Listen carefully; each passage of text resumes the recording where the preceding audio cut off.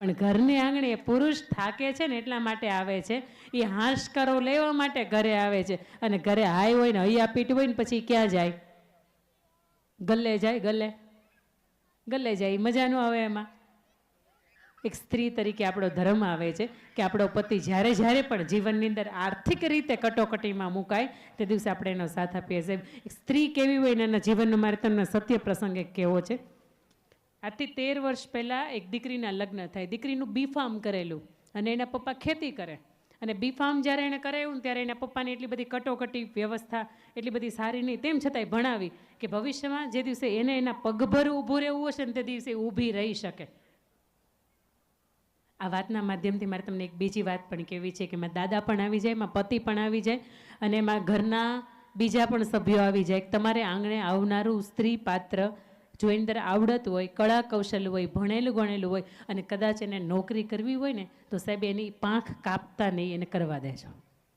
કારણ કે વિશ્વ છે ને દરેક હશે કે જ્યાં ખરાબ કિસ્સાઓ બનતા હશે, પણ એટલો વિશ્વાસ રાખજો કે તમારું સ્ત્રી પાત્ર તમારા નામની ચુંદડી ઓઢીને કે તમારા મર્યાદાની ઓઢીને આવી છે ને તો એ તમારું નામ ક્યારેય ડૂબાડશે નહીં.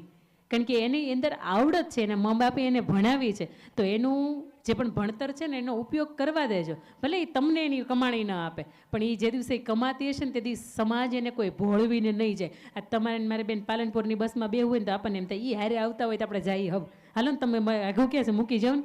આપણે એકલા નથી જતા. એનું કારણ એ છે કે આપણને સમાજથી હજી ડર છે અને આપણને હજી કોઈક ભોળવીને વયું જાય ને આપણને ખબર નથી પડતી. એટલા માટે કે દુનિયાને આપણી દ્રષ્ટિએથી જોઈએ જ નથી. રાતે 2 વાગે મારે એકલા સફર કરવાની હોય, બીજા હોય 5 કે બેન તમે બહુ સારા લાગો છો, સીટીઓ મારતા હોય, પણ એને જવાબ દેવાની તાકાત તમને ક્યારે આવે? જ્યારે તમે ઘરની બહાર કોઈ વ્યક્તિના સાથ વગર નીકળ્યા હોય ત્યારે. એટલે ઘરની દીકરી કે દીકરાની વહુ હોય સાહેબ, એની અંદર આવડત કે કળા કૌશલ્ય હોય ને તો એના મોજથી એના કૌશલ્ય ઉપર જ્યાં સુધી એ સંતાનોની જવાબદારીમાં અટવાતી નથી ને ત્યાં સુધી એને મોજથી એને જે ઈચ્છતી હોય ને એવું એને કરવા દેજો. વાત અહીંયા હું કરું છું, દીકરી B.Pharm કરેલી છે અને સાસુબાએ ના પાડી કે નોકરી કરવાની નથી. નોકરી તો નહીં જ થાય. જરૂરિયાત હોય ને નોકરી થાય વાતમાં અલગ છે. આપણે ક્યાં કાંઈ જરૂરિયાત છે એટલે નોકરી નથી કરવાની. દીકરીના માતા પિતાએ કીધું કંઈ વાંધો નહીં, મારી દીકરી નોકરી નહીં કરે, તમને હાચવશે. દીકરીએ હાંચવા. દીકરીને 2 સંતાનો, એના જેઠને ત્યાં 2 સંતાનો, એના દેરને ત્યાં 1 સંતાન, ઘરની અંદર 5 બાળકો અને 8 વ્યક્તિ મોટા, 12, 13, 14 જણાનો પરિવાર એનો નાનો મોટો.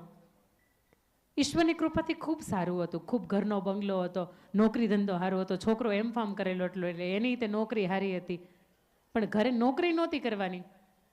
એક સમય એવો આવ્યો કે ઈશ્વરની કૃપાથી તમારી મારી આજ હોય ને એવી આવતીકાલ ન હોય અને આવતીકાલ હશે ને એવી એના પછીની કાલ નહીં હોય. કારણ કે ઈશ્વર તમેનું જ્યારે અહીંયા આવીએ છીએ ને ત્યારે MOU કરીને નથી મોકલતો આપણને. આજે જે છે તો આવતીકાલે કદાચ ન હોય અને આજે નથી તો આવતીકાલે કદાચ આવીએ જાય. તો એ દીકરીએ કોરોનાની અંદર એવી બધી થપાટ લાગી અને કોરોનાની અંદર હારા જીવન બદલી ગયા છે. તમારું હોય, મારું હોય કે આપણા અંગત વ્યક્તિઓનું જીવન હોય. કોરોનાની અંદર એટલી મોટી થપાટ લાગી કે પરિવારની અંદરથી 6 વ્યક્તિ એવા કે જેને કોરોના પોઝિટિવ હતો અને 6 વ્યક્તિને કદાચ 20, 25 દિવસ કે 1.5 મહિના સુધી દવાખાને રાખવા પડ્યા હતા. અને એમાંથી 2 નાની ઉંમરના વ્યક્તિ છે એ એક્સપાયર થઈ ગયા. અને ઘરની અંદર એક પણ વ્યક્તિનો વીમો નહીં. મેડિક્લેમ ઘણી વખત કહેતા હોય ને કે કરાવાય, પણ આપણે ધ્યાન નથી આપતા. પણ મેડિક્લેમ એકેય વ્યક્તિનો નહીં. નોકરી બધી બંધ, ધંધા પાણી બધાય બંધ. અને એ પરિવાર એટલો બધો કરજની અંદર ડૂબી ગયો કે એના પતિની માથે 10 લાખ રૂપિયાનું કરજ થઈ ગયું અને ઘરની અંદર જે બંગલો હતો ને વેચાઈ ગયો, ગાડી વેચાઈ ગઈ અને ઘરની અંદરના બાકીના સભ્યો હતો ને માંડ બચ્યા. એક તો સંતાન હતું ને એક જ હતું, તેમ છતાં એ એક્સપાયર થઈ ગયું. તમે વિચારો ઘરની ગઈકાલ શું હતી, આજે આવતીકાલ શું છે. પરંતુ તેમ છતાંય ઘરની અંદર 13 વ્યક્તિઓ હતા ને બધા ભેગા હતા.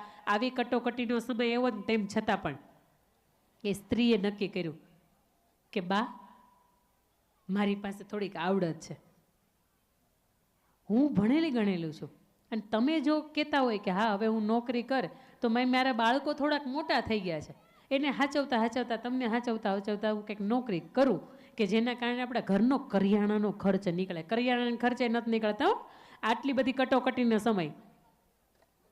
અને બા એવું કહે છે કે તમે બેટા ભણ્યા ને એના 10-12 વર્ષ થઈ ગયા, હવે તમને કોઈ રાખે તો 5-10 હજાર નોકરીએ રાખે, 10 હજારથી વધારે કોઈ આપે નહીં. તો આખો દી ત્યાં તૂટવું અને અમને ઘરની બધાને અગવડતા થાય એની કરતાં તમે નોકરી ન કરો, તમે જે કરો ને ઘર બેઠા કરો.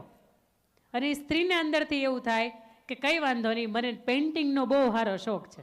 પેઇન્ટિંગ બનાવે, વિદેશની એક્ઝિબિશનની જે ગેલેરી હોય ને એની અંદર પેઇન્ટિંગ એને નોમિનેટ કરે અને ત્યાંથી એની ડોલરની રકમ આવતી શરૂ થઈ જાય, કારણ કે એના પેઇન્ટિંગ્સ એટલા મોંઘા વેચાય.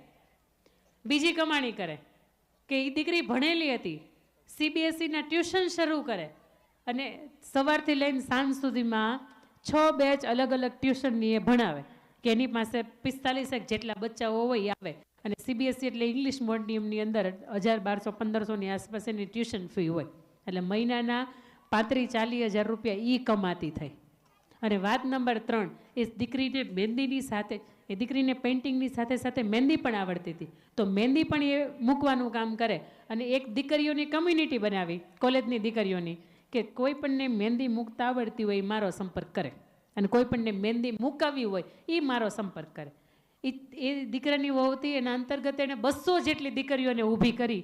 ધારો કે મને સાબરકાંઠાથી ફોન આવે કે બેન મારે મહેંદી મૂકવી છે, એટલે મારી અંદર જે સાબરકાંઠાની દીકરી જોડાયેલી હોય ને હું એને એમ કહું કે તું જા બેટા ત્યાં મહેંદી મૂક્યો. મુખ્ય નામ તો કે મારા અંડરમાં બધી 200 દીકરીઓ કામ કરે. જો 100 રૂપિયા મહેંદીવાળા પાસેથી તું લે તો 20 રૂપિયા મારા અને બાકીના 80 રૂપિયા તારા. આવી રીતે કમિશનથી એને ચાલુ કર્યું. આ 3 કામ ચાલુ કર્યા. 1 વર્ષના અંતે, બરાબર ધ્યાનથી સાંભળજો, 1 વર્ષના અંતે આ સ્ત્રીએ 11,89,000 રૂપિયાની કમાણી કરી. 89,000 રૂપિયામાંથી ઘરનું કરિયાણું ભર્યું. 1 લાખ રૂપિયામાંથી પોતાના અને પોતાના ભાઈના જે દીકરાઓ હતા, ઇંગ્લિશ મીડિયમમાં ભણતા હતા, 15-17 હજાર 22,000 જેટલી વાર્ષિક ફી હતી, એ 4ની ફી ભરી અને સાહેબ બાકીના 10 લાખ રૂપિયા પોતાના પતિનું કરજ ભર્યું.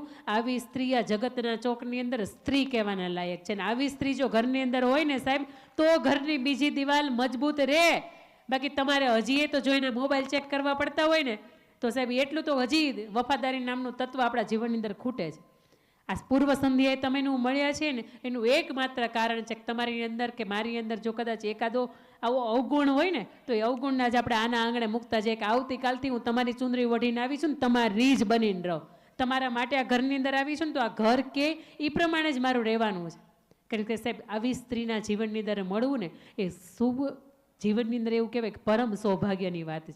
કારણ કે ગલ્લા ઉપર 5 યુવાનો બેઠા બેઠા ગપ્પા મારતા હશે અને એની સાથે કદાચ સ્ત્રી નામના તત્વની હાંસી ઉડાવતા હશે, પણ અહીંયા બેઠેલા પુરુષોને ભાઈઓને મારે પૂછવું છે કે તમારા જીવનની અંદર આર્થિક રીતે કદાચ 2 કે 5 હજાર 10 હજારની જરૂર પડી હોય તો તમારા માતા, તમારા પતિ, તમારા બેન કે તમારા દીકરી, આ 4માંથી કોઈ તમને આપ્યા છે? આપ્યા હોય ને તો ક્યારેક હાથ ઊંચો કરજો. કારણ કે આ પુરુષ જાત જરૂરી નથી કે એને સ્ત્રીની જરૂર ન પડે. હાથ ઊંચો કરજો એક વખત, શરમ કે સંકોચ રાયગા વગર. આ એ વાતની સાબિતી છે સાહેબ કે આપણે આપણા માટે ભેગું નથી કરતા. અને અમારી પાસે એમને મોદી સાહેબે 2 વખત ખાલી કરી નાખ્યા. એક વખત નોટબંધી કરીને ત્યારે આપણે સામૂહિક રીતે ખાલી થઈ ગયા, તેમાં હું આવી ગઈ. અમે 2,000ની ઓલી પિંક કલર આપણને બહુ ગમે કે નહીં, તો અમે પિંક કલરની પોપડી વાળી નોટો હંતાડી રાખી. અમને એમ થાય આ બા ઓશીકું કેમ ન મૂકે, બા બેનની ઘર જાય તો ઓશીકું કેમ હારે નારે લઈને જાય. પણ બા ગયા ને પછી ખબર પડી તો ભૂંગળીઓ વાળી કેટલાય પપોડા અંદર નાખ્યા હતા. આ ગોદડાને બા મૂકતા કેમ નથી એનું કારણ આ હતું. એટલે એક વખત ત્યારે ખાલી થઈ ગયા. બીજી વખત કોરોનાની અંદર કે ઘરની અંદર લાઇટ બિલ ભરવાનું છે તો એ ભાઈ કદાચ ભરે, પણ ઘરની અંદર 10 રૂપિયાના ટમેટા લાવવાના હોય ને 20 રૂપિયાની મગની દાળ લાવવાની હોય ને છોકરાને વેફરના પડીકા લાવવાની હોય, તો એ બધા આપણે આપણા જ ખીચામાંથી આપ્યા છે. અને ત્યારે 5 કે 10 હજાર જેટલી રકમ ક્યારે બચાવી હતી ની વહી ગઈ એ ખબર ન પડી. અને ભાઈઓને એમ થાય કે બેનો માહિતી તો નીકળે જ, પણ તમને ખબર છે અમારી પાસે કેવી રીતે નીકળે? તમે 500 રૂપિયા અમને શાકભાજીને આપ્યા હોય, એ 500 રૂપિયામાંથી અમે એક વખત મગ બનાવીએ, એક વખત ચણા બનાવીએ, ને ત્રીજી વખત વાલ બનાવીએ, ને ચોથી વખત અમે દાળ ઢોકળી બનાવી નાખીએ. અમે 4 વખત શાકના પૈસા હોય ને અમે ભેગા કર્યા હોય. પાડો હા, એ રકમ હોય ને એ અમારી પાસે હોય.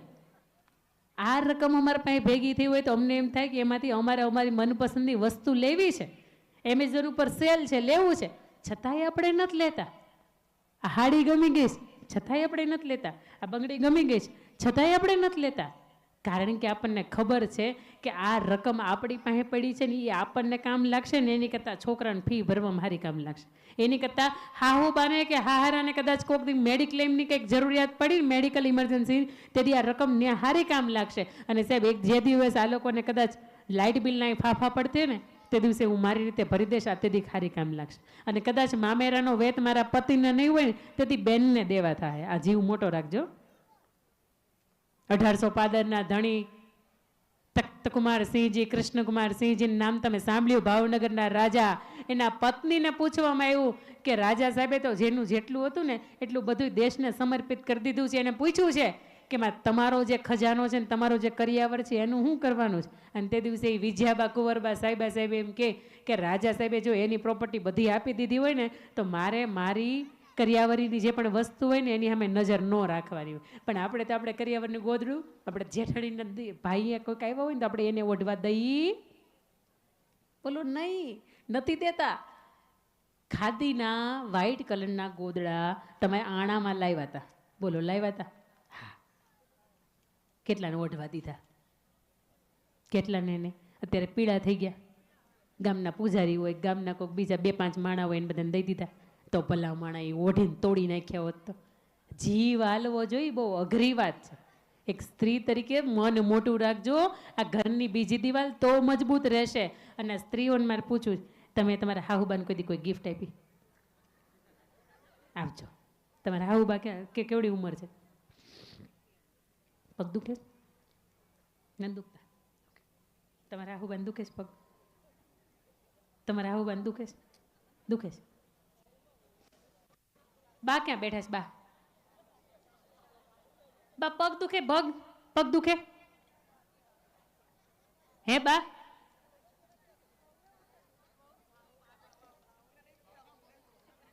હાલે બાપ રે, તો B12 ની કમી. હું પાછા એક બાને પકડી આવું. હા બા તમે હા કેસરી કલરની હાડીવાળા. પગ દુખે? પગ દુખે? હા. તમારી દીકરાની વહુ ક્યાં બેઠી છે? એને 2 હાથ જોડીની વિનંતી છે. ગોઠણ દુખવાના મોજા માત્ર 370 રૂપિયાના આવે. કેટલાના? હા. ક્યાં બેઠા છે? ને વહુ ક્યાં બેઠા છે?